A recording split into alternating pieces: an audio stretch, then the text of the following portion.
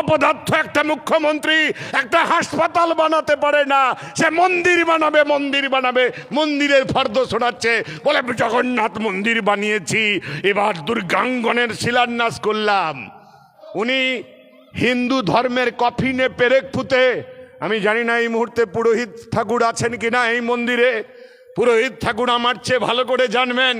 হিন্দু ধর্মে যখন তখন দুর্গার যে নীতি আছে, দুর্গার যে পাঁচালী আছে, তাতে যখন তখন দুর্গা পূজা করা যায় না।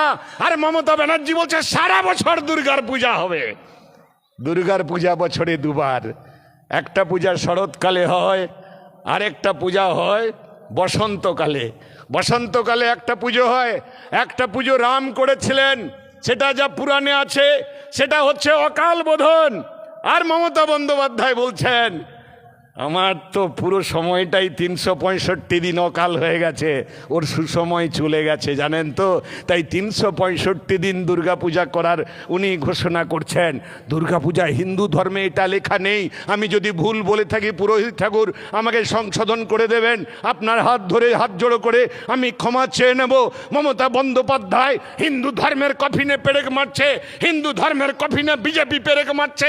হিন্দু ধর্মে কোথাও লেখা নেই অন্য ধর্মের মন্দির মসজিদকে ভেঙে দিতে হবে, গির্জা গুরুদুয়ারাকে গুঁড়িয়ে দিতে হবে। কিন্তু নরেন্দ্র মোদীরা একটা মসজিদ ভেঙেছে, 466 বছরের পুরনো মসজিদ, বাবরি মসজিদ ভেঙেছে। কি স্লোগান দিয়েছিল? এক ধাক্কা মার দো, সাড়ে মসজিদ তোড় দো। মন্দির মসজিদ গির্জা তৈরি করা প্রধানমন্ত্রী তোমার কাজ না, তুমি বেকারদের কাজ নেই, কৃষকরা আত্মহত্যা করছে, শ্রমিকরা কাজ হারাচ্ছে। নরেন্দ্র মোদী বিজেপি ব্যর্থ। যখন এগুলো নিয়ে লড়াই করছি তখন বাংলার মাটিতেও শুরু হয়ে গেল আমাদের মুখ্যমন্ত্রী, ওই যে বললাম না মোহন ভাগবতের হাতে সুতোটা আছে, দুজনকে নাচাচ্ছে। মোদি যখন মন্দির একটা বানালো, মোহন ভাগবত ফোন করে মমতা বন্দ্যোপাধ্যায়কে বলছেন আরে মমতা তুম চুপ কিউ হ্যায়, তুম খামোশ কিউ হ্যায়, তুম তো কুছ করো। মমতা তখন বললেন কিউ मैं दीघा में जगन्नाथ मंदिर बनाऊंगा। আর যখন এই কথাগুলো বলছি গরিব মানুষের কি হবে, বেকার যুবর কি হবে, দ্রব্যমূল্য বৃদ্ধির কি হবে, কৃষকরা আত্মহত্যা করছে তার কি হবে, এইসব যখন বলছি তখন নরেন্দ্র মোদী বলছেন কিউ मैं उत्तर प्रदेश में फैजाबाद में राम मंदिर बना दिया। ভারতবর্ষের সংবিধান অনুযায়ী মন্দির মসজিদ গির্জা গুরুদ্বারা তৈরি করাটা সরকারের কাজ না। আমাদের দেশে মন্দির আছে, যে যার ধর্মে বিশ্বাস করে সেই ধর্মে সে মন্দির তৈরি করবে। মুসলমানরা মসজিদ তৈরি করবে, খ্রিস্টানরা গির্জা তৈরি করবে, শিখরা গুরুদ্বারা তৈরি করবে। সরকার দরকার হয় না, মন্দির মসজিদ গির্জা গুরুদ্বারা তৈরির জন্য সরকার লাগে না। আমাদের সংবিধান বলছেন আমরা সরকার নির্বাচিত করি কেন? সরকারের কাজ হচ্ছে গ্রামের রাস্তা তৈরি করবে, পানীয় জলের ব্যবস্থা করবে, স্কুল করবে, কলেজ করবে, আপনারা জানেন বেকারদের কাজের ব্যবস্থা করবে, কৃষির উন্নতি, বিজ্ঞান প্রযুক্তির উন্নতি করবে। এটা হচ্ছে সরকারের কাজ। সরকারের কাজ মন্দির মসজিদ গির্জা গুরুদ্বারা তৈরি না। কিন্তু নরেন্দ্র মোদীরা একটা মসজিদ ভেঙেছে, 466 বছরের পুরনো মসজিদ, বাবরি মসজিদ ভেঙেছে। কি স্লোগান দিয়েছিল? এক ধাক্কা মার দো, সাড়ে মসজিদ তোড় দো। আমরা লাল ঝান্ডা বিরোধিতা করেছিলাম।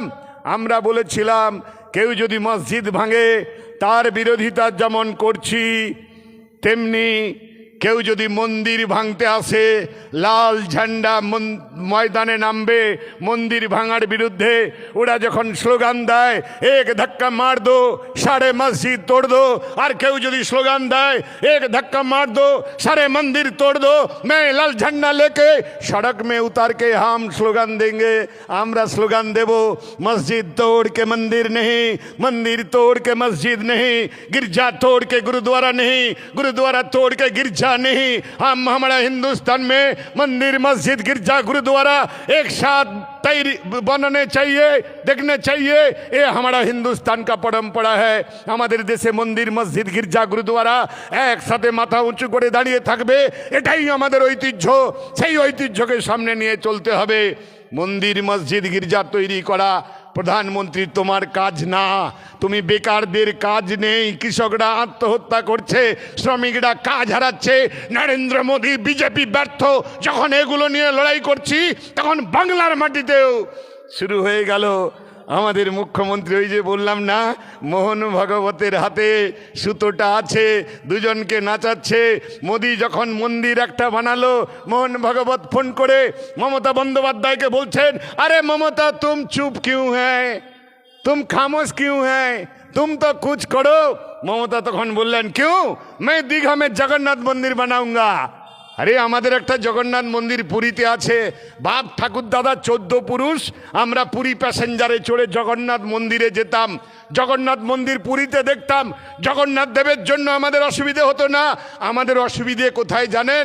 আপনি হাওড়া স্টেশনে যান, আপনি মেচেদা স্টেশনে যান, আপনি খড়গপুর স্টেশনে যান, মুড়ির পোঁটলা নিয়ে, বাক্স প্যান্টরা নিয়ে হাজার হাজার লোক প্রতিদিন চলে যাচ্ছে ভেলোরে, চলে যাচ্ছে চেন্নাই, চলে যাচ্ছে পন্ডিচেরিতে, চলে যাচ্ছে ব্যাঙ্গালোরে, চলে যাচ্ছে ভুবনেশ্বরে। কেন? চিকিৎসা করার জন্য। অপদার্থ একটা মুখ্যমন্ত্রী একটা হাসপাতাল বানাতে পারে না, সে মন্দির বানাবে, মন্দির বানাবে, মন্দিরের ফর্দ শোনাচ্ছে, বলে জগন্নাথ মন্দির বানিয়েছি, এবার দুর্গাঙ্গনের শিলান্যাস করলাম। দুর্গা পূজার অসুবিধে হতো, সেই ছাত্র জীবন থেকে দুর্গা পূজায় কত আনন্দ করছি। আমার পাড়ায় মা ঠাকুমার শাড়ি কালেকশনেরে আমরা প্যান্ডেল ডেকোরেশন করতাম। এখন থিম পূজা হচ্ছে, গোটা রাজ্যে হাজার হাজার দুর্গা পূজা হতো। হিন্দু ধর্ম সেখানে একটা বড় উৎসব সেখানে পালন করা হতো। উনি হিন্দু ধর্মের কফিনে পেরেক ফুতে, আমি জানি না এই মুহূর্তে পুরোহিত ঠাকুর আছেন কিনা এই মন্দিরে, পুরোহিত ঠাকুর আমার চেয়ে ভালো করে জানবেন। হিন্দু ধর্মে যখন তখন দুর্গার যে নীতি আছে, দুর্গার যে পাঁচালি আছে, তাতে যখন তখন দুর্গা পূজা করা যায় না। আর মমতা ব্যানার্জি বলছে সারা বছর দুর্গার পূজা হবে। দুর্গার পূজা বছরে দুবার, একটা পূজা শরৎকালে হয়, আরেকটা পূজা হয় বসন্তকালে। বসন্তকালে একটা পুজো হয়, একটা পুজো রাম করেছিলেন, সেটা যা পুরাণে আছে সেটা হচ্ছে অকাল বোধন। আর মমতা বন্দ্যোপাধ্যায় বলছেন আমার তো পুরো সময়টাই 365 দিন অকাল হয়ে গেছে, ওর সুসময় চলে গেছে জানেন তো, তাই 365 দিন দুর্গাপূজা করার উনি ঘোষণা করছেন। দুর্গাপূজা হিন্দু ধর্মে এটা লেখা নেই। আমি যদি ভুল বলে থাকি পুরোহিত ঠাকুর আমাকে সংশোধন করে দেবেন, আপনার হাত ধরে হাত জোড়ো করে আমি ক্ষমা চেয়ে নেব। মমতা বন্দ্যোপাধ্যায় হিন্দু ধর্মের কফিনে পেরেক মারছে, হিন্দু ধর্মের কফিনে বিজেপি পেরেক মারছে। হিন্দু ধর্মে কোথাও লেখা নেই অন্য ধর্মের মন্দির মসজিদকে ভেঙে দিতে হবে, গির্জা গুরুদুয়ারাকে গুঁড়িয়ে দিতে হবে। শুধু দুর্গাঙ্গন নয়, বলে আমি উত্তরবঙ্গে একটা জানেন আপনারা পাহাড়ের কোলে নদীর পাড়ের কাছে মহাকালের মন্দির আছে, লাখ লাখ মানুষ যাচ্ছেন সেখানে, যারা বিশ্বাস করেন সেই মহাকাল। এখন বলছে মহাকাল করব। মমতা বন্দ্যোপাধ্যায় বামফ্রন্ট সরকার যখন থাকে, বামফ্রন্ট সরকারকে হাঁটানোর জন্য তুমি অশুভ শক্তির সঙ্গে জোট করেছিলে, সমস্ত সমাজ বিরোধীদের সঙ্গে জোট করেছিলে, মস্তানদের সঙ্গে জোট করেছিলে। সেদিন তুমি বলেছিলে গ্রামের উন্নয়ন করবে, সেদিন তুমি বলেছিলে মহিলাদের সুরক্ষার ব্যবস্থা করবে, সেদিন তুমি বলেছিলে স্কুল কলেজ আরও বেশি বেশি করে করবে।